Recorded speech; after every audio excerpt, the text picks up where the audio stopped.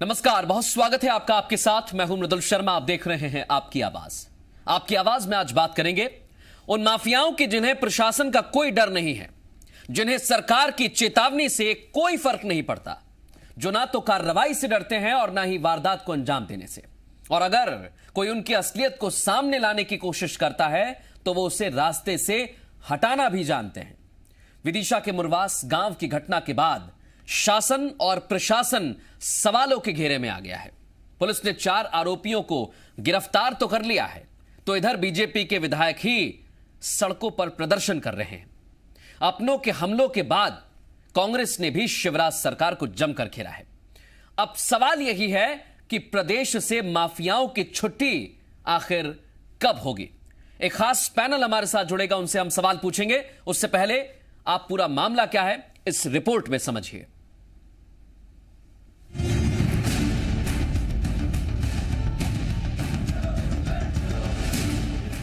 MP में माफियाओं की दबंगई कोई नई बात नहीं है। ऐसे कई मामले भी सामने आए जिसको लेकर शासन प्रशासन पर सवाल खड़े हुए, लेकिन विदिशा से सामने आया हत्याकांड कार्रवाई को सवालों के घेरे में ले आया। इस मामले को लेकर सियासी दल भी सड़कों पर उतर आए हैं। माफिया के खिलाफ आवाज बुलंद की जा रही है। सबसे पहले आपको पूरा मामला बताते हैं। विदिशा के मुरवास गांव में सरपंच पति की हत्या कर दी गई। वन माफियाओं ने निर्मम तरीके से इस वारदात को अंजाम दिया। माफियाओं ने ट्रैक्टर से कुचलकर संतराम वाल्मीकि की हत्या कर दी। पुलिस ने इस मामले में कार्रवाई करते हुए अब तक 4 आरोपियों को गिरफ्तार कर लिया है। हत्याकांड के बाद गांव में तनाव का माहौल देखते हुए पुलिस बल तैनात किया गया है। इस मामले को लेकर कांग्रेस बीजेपी ने माफिया के खिलाफ मोर्चा खोल दिया है। बीजेपी ने प्रशासन से कार्रवाई की मांग की है तो कांग्रेस ने शिवराज सरकार को कटघरे में खड़ा कर दिया है। इस मामले से जुड़े हुए एक्सक्लूसिव दस्तावेज जी मीडिया के पास हैं, जिसमें ये सामने आया कि संतराम वाल्मीकि ने 60 गांठ की शिकायत की थी और आरोप लगाया था कि प्रशासन और माफिया की मिलीभगत के चलते ये सारा खेल चल रहा है। इस मामले को लेकर कमलनाथ ने ट्वीट कर सरकार पर सवाल उठाए और पूछा माफिया पर कार्रवाई कब होगी। वहीं कांग्रेस ने शिवराज में कानून व्यवस्था को ध्वस्त बताया और कहा कि माफिया बेखौफ है। ये निसंशय हृदय विदारक है। इस तरह का माफिया बिना प्रशासन और भाजपा नेताओं के संरक्षण के काम नहीं कर सकता है। पूरा मध्य प्रदेश केवल माफिया प्रदेश बन के रह गया है और प्रदेश की जनता का दमन शोषण ये माफिया तंत्र कर रहा है। इसके लिए पूरी तरह भाजपा सरकार जिम्मेदार है। बीजेपी और विश्व हिंदू परिषद भी इस हत्याकांड के बाद सक्रिय हो गए हैं। बीजेपी के विधायक ने थाने का घेराव किया तो विश्व हिंदू परिषद ने आरोपियों को फांसी दिए जाने की मांग की। साथ ही बीजेपी ने कांग्रेस की कमलनाथ सरकार को भी घेरा। निश्चित रूप से कार्रवाई निरंतर जारी है। जितना भी प्रदेश के अंदर जो वातावरण प्रदूषित हुआ वो कमलनाथ जी की सरकार में हुआ, और मैं इतना अवश्य कहूँगा ये शिवराज जी की सरकार है। ऐसे लोग मध्य प्रदेश में ज़्यादा दिन तक नहीं टिकेंगे। जो गलत काम करते हैं, गलत काम के लिए इस सरकार में कोई स्थान नहीं है। सीएम शिवराज ने सरकार में आते ही कहा था कि मामा फॉर्म में है, माफिया प्रदेश छोड़ दें, लेकिन लगातार बढ़ती वारदातों से प्रशासन की कार्रवाई पर सवाल खड़े हो रहे हैं। सवाल यही कि माफिया का सफाया कैसे होगा। विदिशा से दीपेश शाह के साथ प्रमोद शर्मा, जी मीडिया, भोपाल।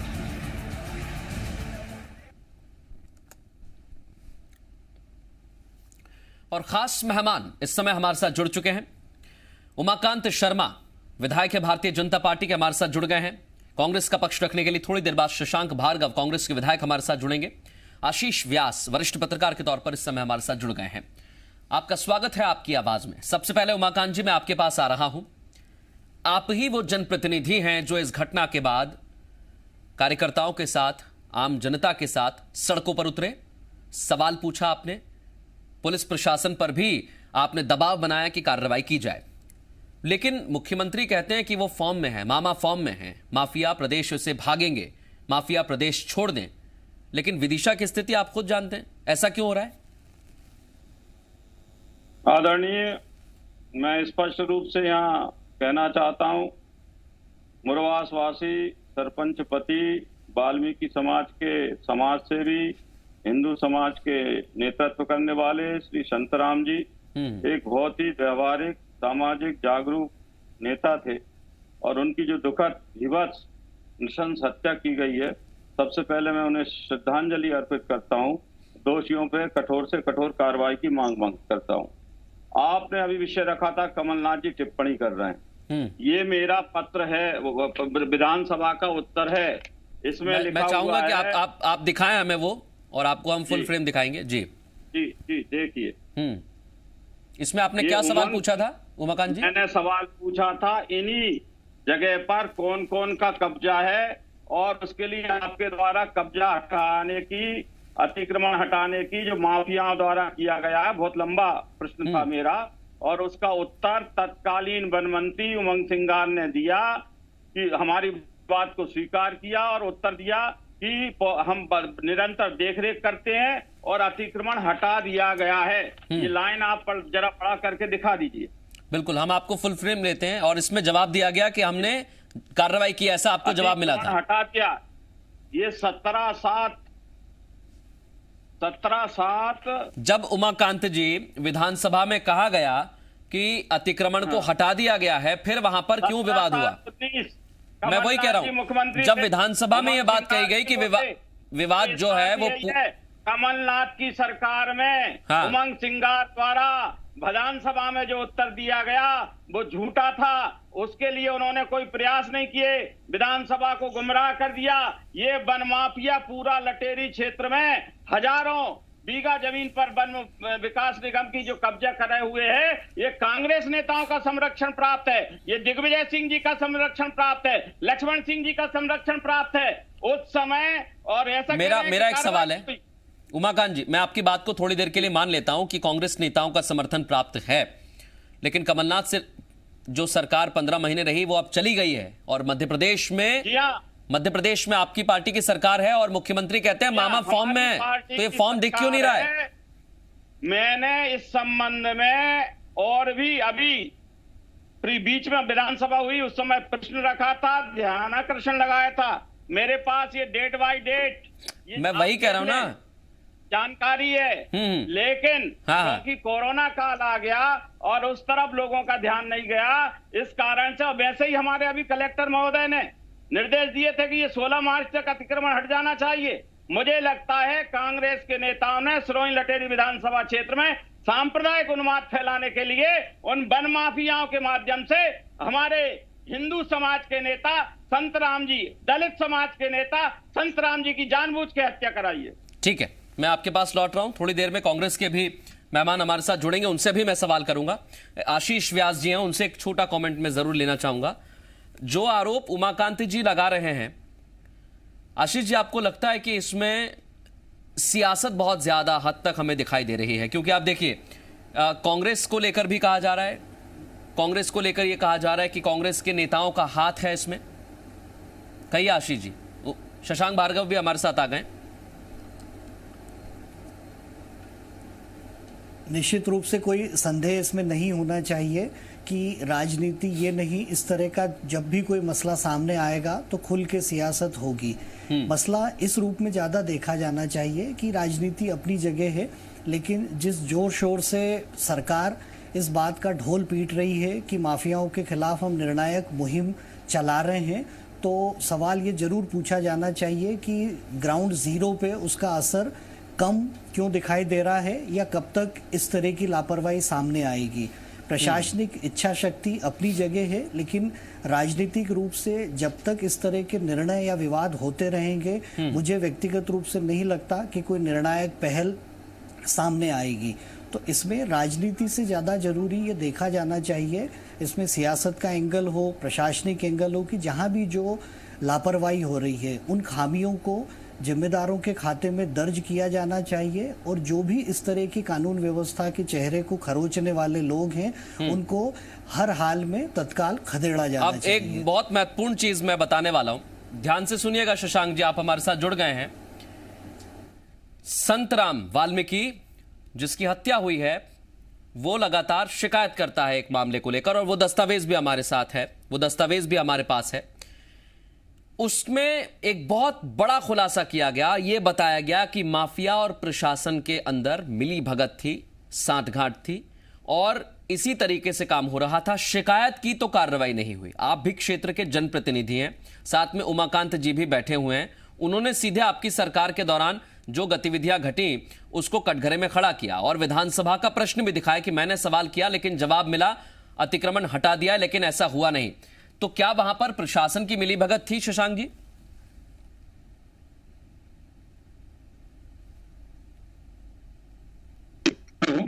जी शशांक जी कहिए, मैं सुन रहा हूं आपको ठीक ढंग से। बिल्कुल सर, आप कहिए अपनी बात।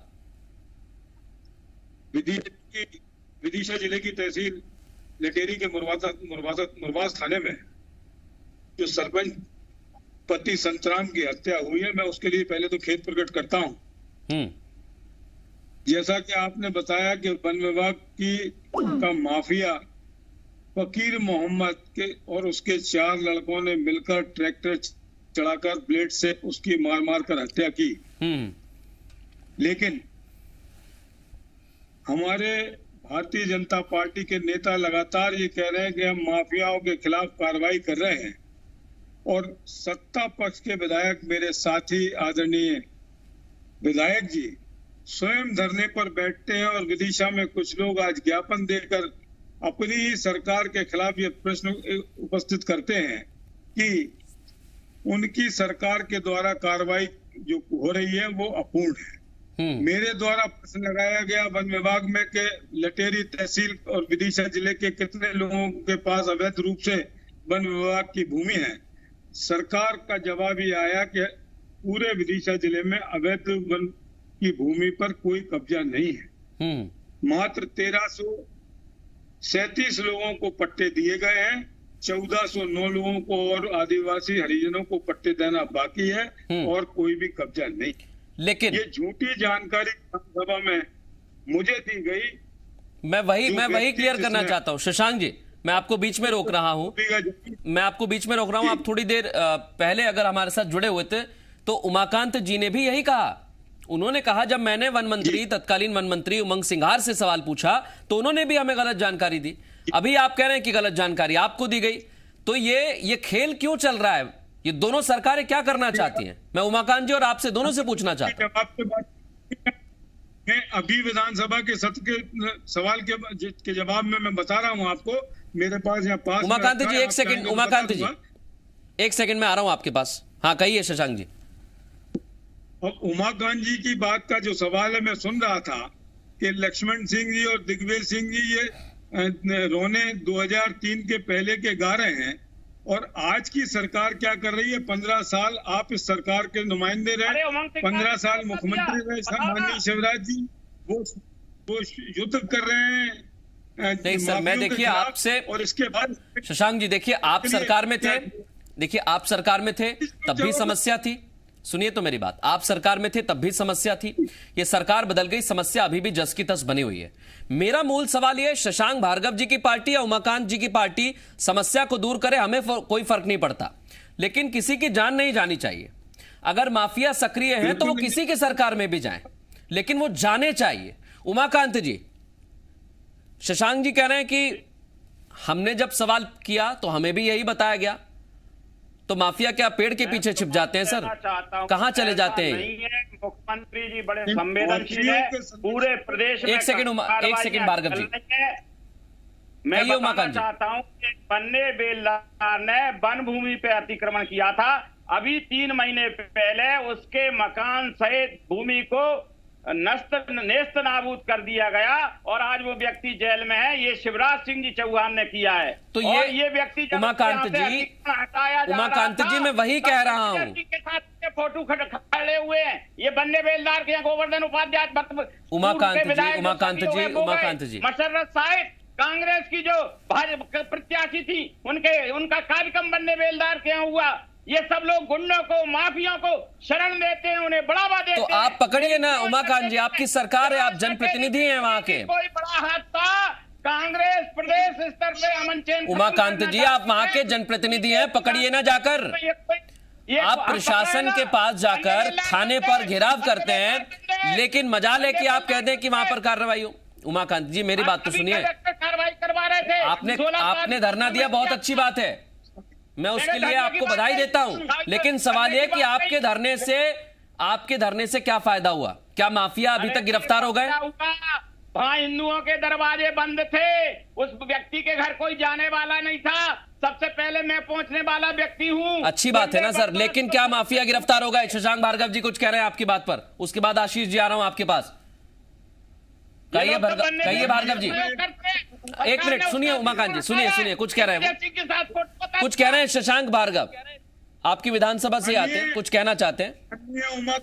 मैं बताना चाहता हूं कि अगर उन्हें यहाँ से तसल्ली नहीं है तो उदयपुर चले जाए। इसी जिले की उदयपुर में खदान है, आपने पढ़ा होगा पत्रिका पेपर के चीफ एडिटर गोविंद सक्सेना जी ने स्टिंग ऑपरेशन किया, अभी 1 महीने पहले सभी पेपरों में प्रकाशित हुआ, और वहाँ पर ऐसी स्थिति है जैसे कि मेरा विधानसभा क्षेत्र संवेदनशील है, कांग्रेस षड्यंत्र रच रही है, यहाँ अल्पसंख्यक बहुसंख्यकों के बीच में मतभेद डालना चाहती है, इसलिए ये माफिया को सपोर्ट करते हैं, मजबूत करते हैं। अब तक कोई कार्रवाई नहीं हुई, कोई भी अधिकारी बचाने की हिम्मत नहीं करता। शशांक जी मेरा एक सेकंड, उमाकांत जी देखिए, एक एक करके कहेंगे सर, मैं दोनों की बात सुन पाऊंगा। काफी दर्शक हमें इस समय देख भी रहे हैं और मुझे लगता है कि वो सुनेंगे आपको, आप क्योंकि जनप्रतिनिधि हैं तो आपकी बात पहुंचनी चाहिए। भार्गव जी एक छोटा सवाल करना चाहता हूं, उसके बाद आशीष जी आपके पास आ रहा हूं मैं। भार्गव जी, उमाकांति जी कह रहे हैं कि जो शांति प्रिय माहौल है उसे बिगाड़ने के लिए आप लोग संरक्षण दे रहे हैं माफियाओं को, क्या कहेंगे आप? ये पूरा जमाना जानता है कि भारतीय जनता पार्टी शांति बिगाड़ने में अव्वल है, और सिवा हिंदू मुस्लिम के अलावा इनके पास कोई बात नहीं है। कांग्रेस को कोसना और लेकिन माफिया तो माफिया ना सर, मैं इनसे पूछना, मैं आप दोनों से कह रहा हूं, माफिया तो माफिया है, उसमें कौन सा धर्म कौन सी जाति आ गई? दबंग तो दबंग है। पिछले साल 25 जून को मेरे ऑफिस पे जानलेवा हमला हुआ, यहाँ के भारतीय जनता पार्टी के गुंडे नेताओं ने मेरे हमला किया, 2 गोली से फायर किए, मैं जान बचाकर भागा, इसके बाद भी आज तक FIR कायम नहीं हुई। माननीय उमाकांत जी, यही सवाल है सर मेरा। मैं इस अवसर पर आसिफ भाई एक और निवेदन करता हूं। 1 मिनट, मृदुल नाम है सर मेरा, पहले तो नाम बता दूं मृदुल, और उसके बाद आशीष जी, आशीष व्यास जी, आशीष जी एक मिनट, आशीष जी मेरे साथ हैं। आशीष जी दोनों तरफ से आरोप लगाए जा रहे हैं।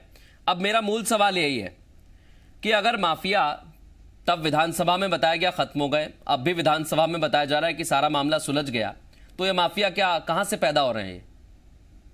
ये क्या दूसरे प्रदेश से पहुंच रहे हैं? देखिए, यही मध्य प्रदेश का मैं दुर्भाग्य कहूंगा कि जो पिछले कुछ समय से हमने देखा कि राजनीतिक आरोप प्रत्यारोप जिस तरह से सामने आए हैं, तो होता आमतौर पे उसमें यह है कि मूल मसला या मूल समस्या कहीं ना कहीं इतनी दूर चली जाती है कि हम उसको देख ही नहीं पाते हैं।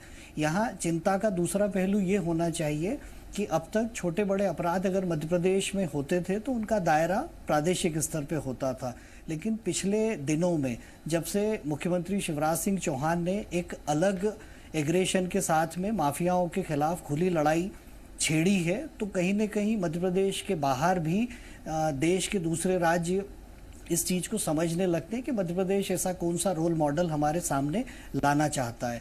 कुछ सक्सेस स्टोरी, जैसे इंदौर में प्रशासन ने बहुत अच्छी कार्रवाई की, लेकिन विदिशा में जो विदिशा का राजनीतिक महत्व भी हम अच्छे से समझते हैं, तो वहां अगर इस तरह की चीज आ रही है और कहीं ना कहीं निर्णायक आरोप प्रत्यारोप चलते रहेंगे, नेताओं का ये मूल स्वभाव आ गया है या ये इतने गहरे संस्कार पड़ चुके हैं कि इस तरह के आरोप ये लगाते रहेंगे। मसला ये होना चाहिए कि मध्य प्रदेश की छवि खराब नहीं हो जाए, इसलिए कहीं ना कहीं अब इस पूरी मुहिम को बहुत निर्णायक परिणाम की तरफ बड़ी तेजी से बढ़ाना चाहिए। लेकिन अभी तक आशीष जी मैं इसमें साफगोई से कहना चाहता हूँ, तो कुछ इस तरह उमाकांत जी हमें कुछ दिखा रहे हैं। उमाकांत जी क्या बताना चाह रहे हैं आप लोग कह रहे हैं ना कार्रवाई नहीं हो रही। ये यहाँ के दक्षिण रेंज के रेंजर को मैंने सस्पेंड कराया, 2 नाकेदारों को सस्पेंड कराया, और कार्रवाई हमारे मुख्यमंत्री जी के द्वारा की गई। क्या ये कार्रवाई नहीं है? पूरा पेज आप दिखा दीजिए।